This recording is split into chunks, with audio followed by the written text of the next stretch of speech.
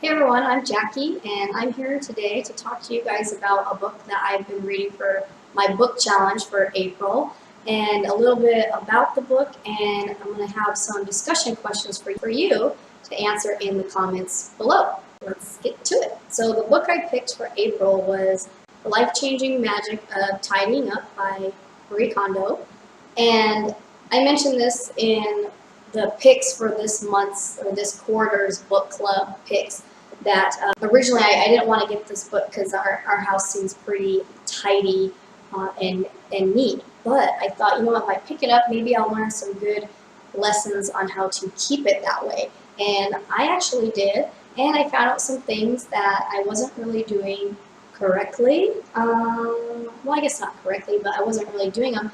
And it actually made sense to as to why clutter kept coming back again.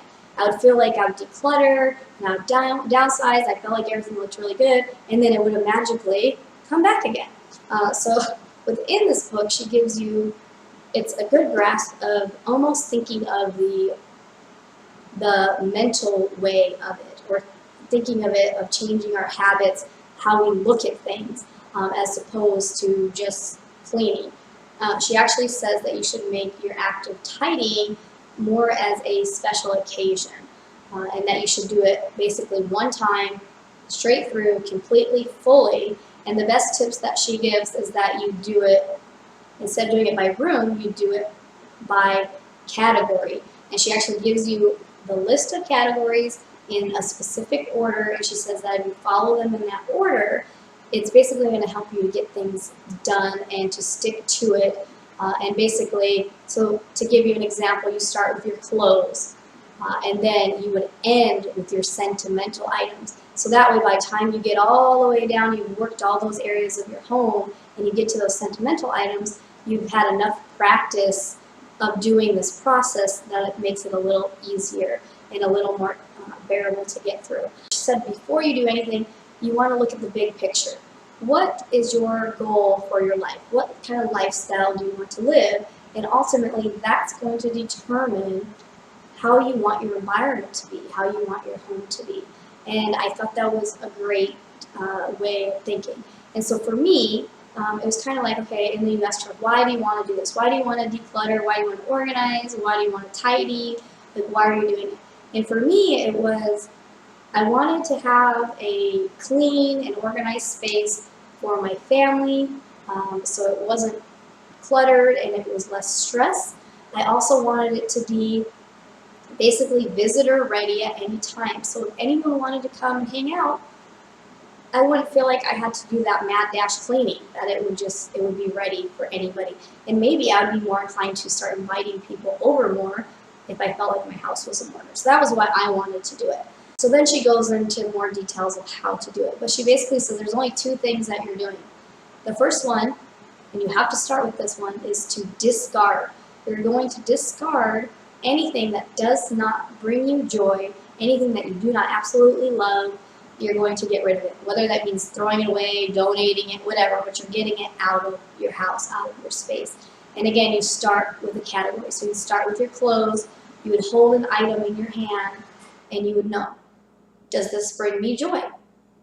Okay, I know right away when I started reading that, I could already picture shirts in my closet that I was like, oh, I hate that shirt, but I've been holding on to it because it's a long sleeve and I might need it in winter, whatever.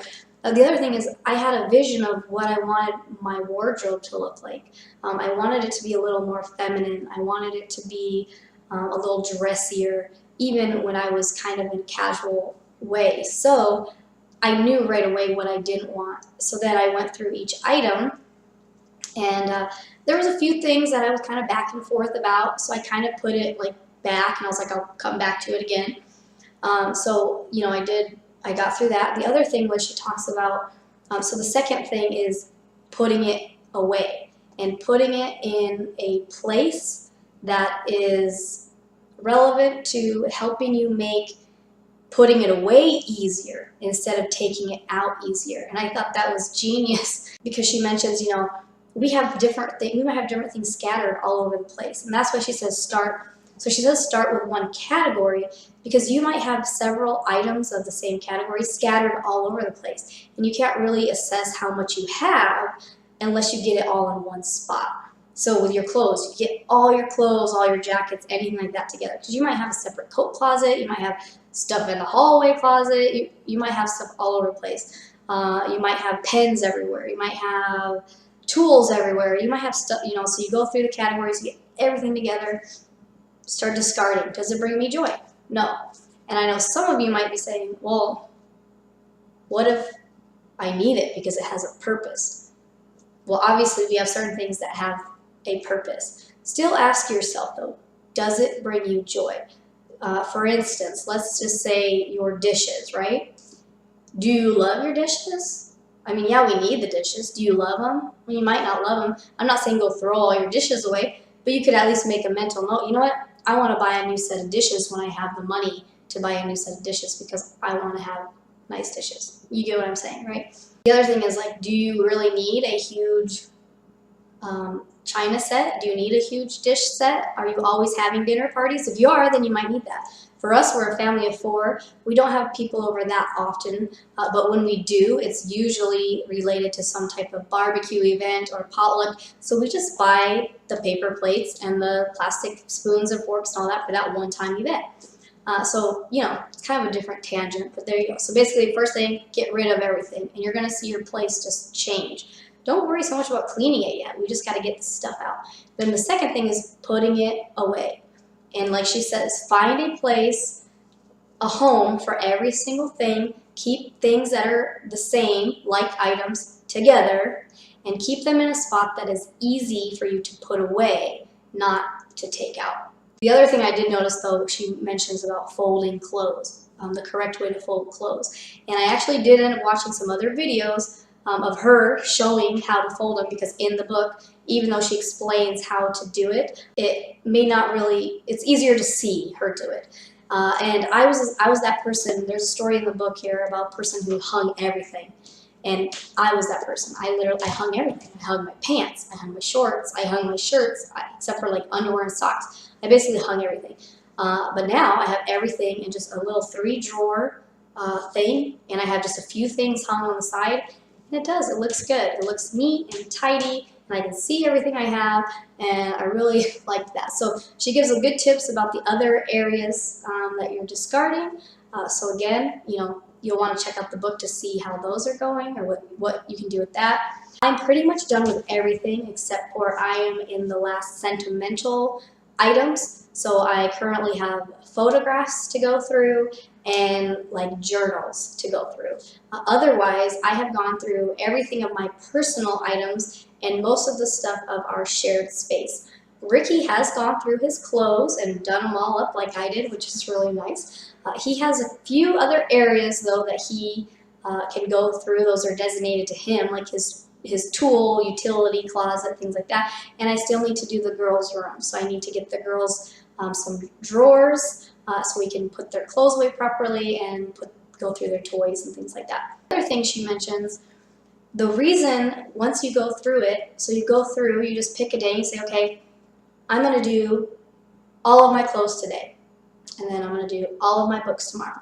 So you have to completely discard everything and then put everything away before you're done. That way you don't have a whole pile of clothes still sitting there a week later. But you do it all. And you continue down the list of categories every single day, working, making progress until you are completely done. She said, do it fast and do it good, complete, all the way through. But she also mentioned that it could take you up to 6 months to fully, completely, and correctly get through your home. So don't let that discourage you, but just know that it's not going to happen in 1 week. Once you do it, it is life-changing.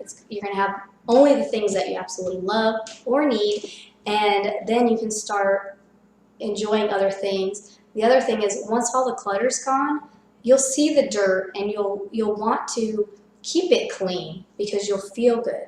So a few other things that she mentioned in the book, she mentions not to do this in front of your family, not to be doing all of your personal belongings and all of that in front of your family. And the reason she says that is because someone might see you getting rid of something and try to step in and, either keep it for themselves or take it. They may not even necessarily wear it ever, but just the idea of you giving it away or throwing it away might be hard for them. And so I have a story about that's actually true. So for instance, while I was doing my clothes, Arcadia, she's 6 years old, she came in the room and she was trying to help me. So every time I'd pick up an item, I'm like, hey, does this bring me joy? Well, she started answering for me. Yes, it does. No, it doesn't. Oh, you like that. You don't like that. And I'm like, no, I got to decide. You don't need to decide. And she actually did that. She picked up a few items. Well, can I have this? I'm like, no, that's adults' clothes. You don't need those yet. You're only 6. Like when you get to that age, we'll decide what you like. So that was one thing that actually happened. The other thing was I was getting everything together and I had them in little, I didn't have full garbage bags, but I had the grocery bags full. And I would have a pile in the pantry and I would ask my husband when he would go to work, I said, can you take the donations to drop them off at Goodwill? Well then, a couple weeks later, I'm doing grocery shopping and I go to put stuff in the trunk and there's still some stuff in there that didn't go to Goodwill. And I was like, oh, you didn't drop off that or that. And he's like, oh, I saw you were throwing away all those phone chargers and we need those phone chargers. And I was like, oh my goodness. I was like, I actually kept 2 chargers per item that requires a charger. So we already have way more than we even need. Those are definitely ones we don't need. And so she's right. Don't let your family see what you're doing. When you're done, you take that stuff out. Don't have someone else do it because they might try to keep some of it.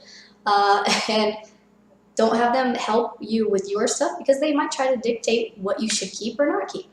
So that was one story. The other thing I have on there was one tip she mentions is that every day that you get home, unpack your bag, unpack your purse, your suitcase, whatever it is that you have when you leave the house. When you get home, unpack it. And so this is a funny story my friend actually told me. So my friend Heather and I, we go hiking together, and she mentioned this, that she went hiking a previous time, and she didn't eat her lunch in her bag, and she forgot about it. She got home, and she kind of just tossed her bag in the closet where she keeps it. Well, soon enough, all these little gnats, all these little flies are flying around. She's like, what is going on? Like, why are there all these gnats everywhere? They're thinking, oh, maybe we're leaving the doors open. We don't know. Well, then she goes to go hiking again. She goes to get her hiking pack, and a swarm of gnats are all over the hiking pack. So she had a rotten banana, and you know what I mean? So it's like, even if you might not be carrying food with you, it's a good idea to unpack your bag every time, just so you can keep it clean. And Marie mentions in the book, the reason you can do it also is because if you're the type of person who likes to change purses with your outfit, that way you're not leaving random stuff in other bags.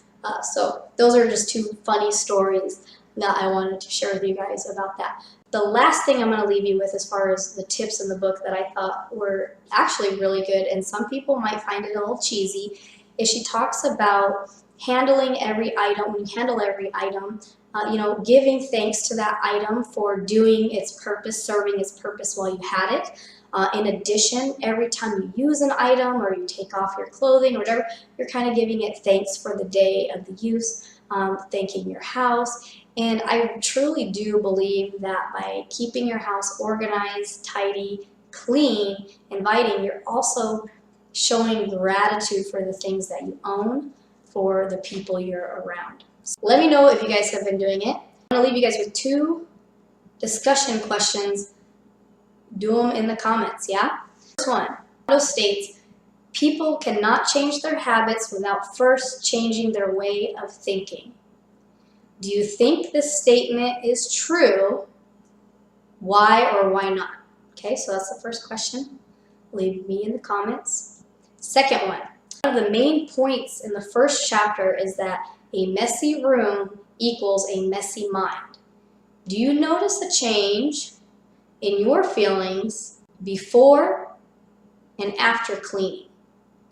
Do you see a correlation between tidiness of your space and sense of your well-being? Leave me those in the comments below. As we start going, if we can start building this book club going, I'm going to start doing book giveaways. Okay, so the more you participate with the comments and recommending other books and our discussion questions and things like that, then the more I will be inclined to start giving away some books.